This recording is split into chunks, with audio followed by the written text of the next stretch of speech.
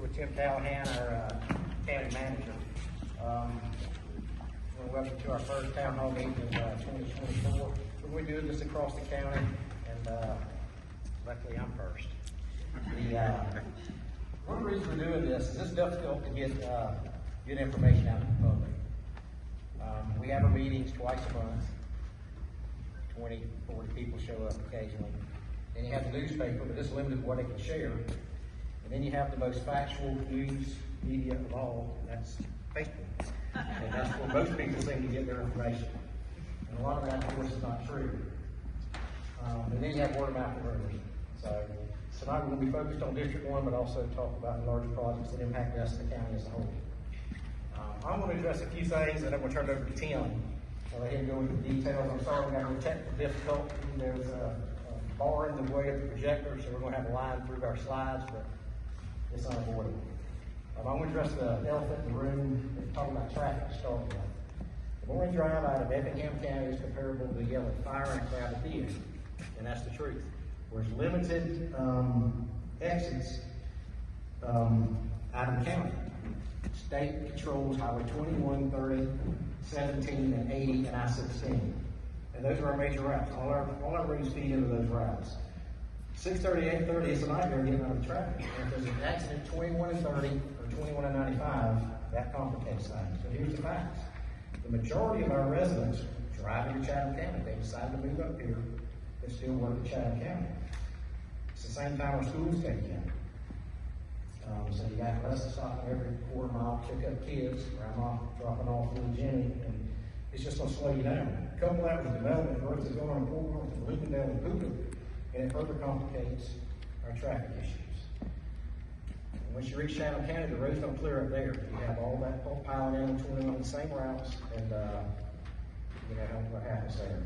But what happens is after 8:30, 8:45 in the morning, you can drive all over the county. Once everybody gets to work, you can get out, you can get around the county. It's not bad. So the problem is, it's not a problem, it's just an issue. Most of our citizens work in Chatham County. Now there are some improvements coming to 21 and 80. That's going to be based on what the state wants to do, and Tim might have some information on that, but I think there's no timeline set yet. So we have to look at solutions. One of the solutions to get us another right out of the county, and in doing that, we started working on the Effingham Parkway. That should be completed in late 25, and that's going to take a lot of traffic off Highway 21, hopefully, and free up some of these roadways. Another solution is the roundabouts. A lot of people don't like them, but the goal is to safely keep traffic flowing. The most dangerous part of driving is these intersections. People trying to take a left or right or get on these roads. The roundabout does slow you down, but it keeps traffic flowing, and a perfect example of that is over there at 17 and Blue Chain. They're the new partners. There was accidents there almost every day, and actually I think we had a fatality over there. The state came in, put that roundabout in, and I don't think we've had near as many accidents over there. I think we have 9 of these roundabouts in planning, and again, Tim's going to expand on that for this presentation. Trucks, everybody's mad about the trucks. Trucks don't make up less than 10% of our traffic. Majority of all traffic and traffic accidents are commuters and passenger cars. This isn't me making it up, this is from the Sheriff's Department.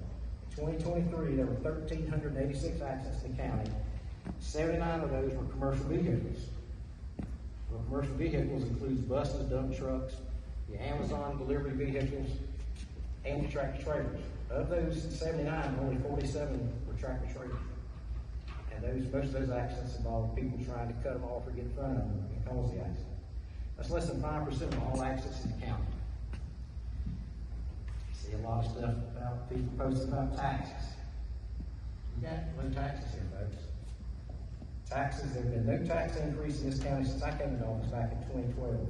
And in 2023, we actually rolled taxes back a meal, saving the average homeowner $400. Effingham has the lowest taxes of the surrounding counties. We have documentary. Tim will show you some of that. Even online warehouses there. Soon to be the largest port on the East Coast. That's the goal for the state of Georgia. It's within 10, 15 miles of us. So there is a demand for warehouses. Everything you touch can come in on a container and go through the port and probably through a warehouse. So they're going to be part of our area, period.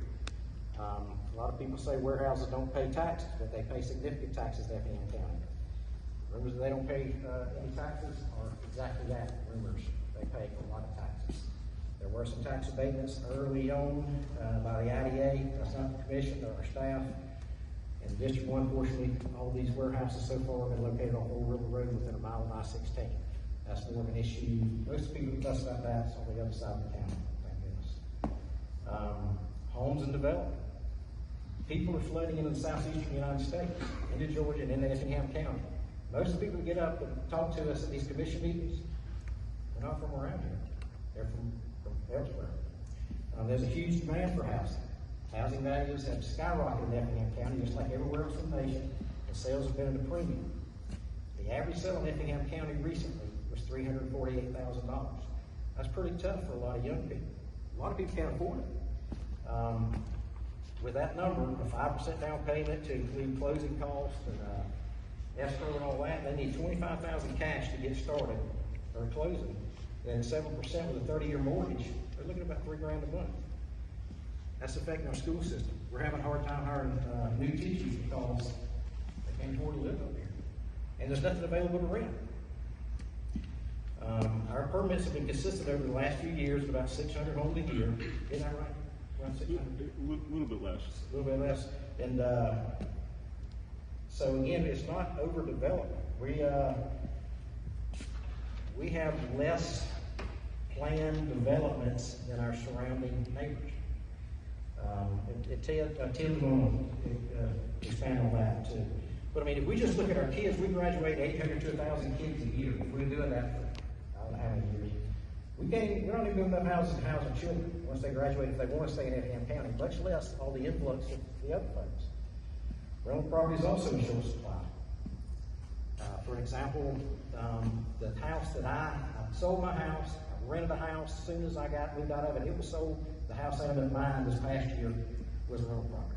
So people that did have single family homes, because of the increase in value, they're selling their homes. There's a demand for rental property. So we have approved some townhomes and apartment communities. A lot of people have disdain for that, but there's a need. Not everyone can afford a $300,000, $400,000, $500,000 house. When I was young, I started out renting. My first home was a townhome.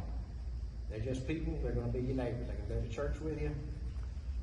I don't understand it. Just a lot of people don't want anybody else up here. But you can't expect to build your home and nobody else has a piece of property can build on their home or on their property and on their own home.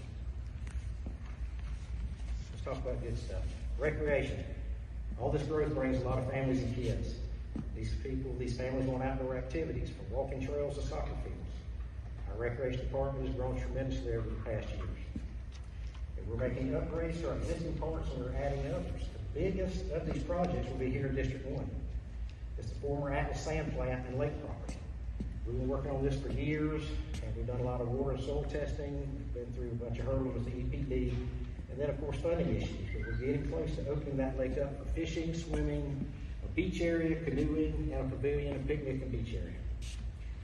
Tim's will cover this as well. We do hear your concerns. We're trying to strike a balance, looking at revenues versus needs. There's a lot of growth, there's a lot of changes, and a lot of challenges. I still believe Effingham County is a great place to live and raise your families. With that, I'm going to turn it over to Tim and let him show you some of these projects we got coming.